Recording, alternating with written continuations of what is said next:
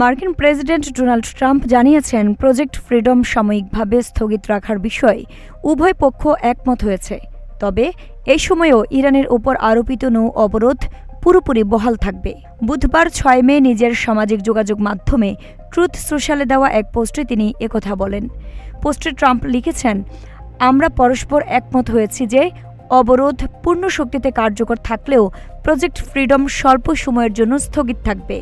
মূলত শান্তি চুক্তিটি চূড়ান্ত ও স্বাক্ষর করা সম্ভব কিনা তা যাচাই করতেই এই সিদ্ধান্ত নেওয়া হয়েছে।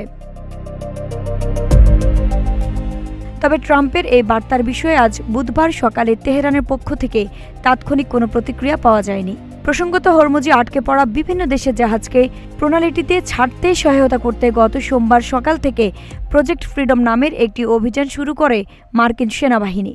তবে যুক্তরাষ্ট্রের এ ধরনের চেষ্টাকে যুদ্ধবিরতি লঙ্ঘনের শামিল আখ্যা দিয়ে তা প্রতিরোধের ঘোষণা দেয় ইরান। আইরিন হাসান, নাগরিক প্রতিদিন।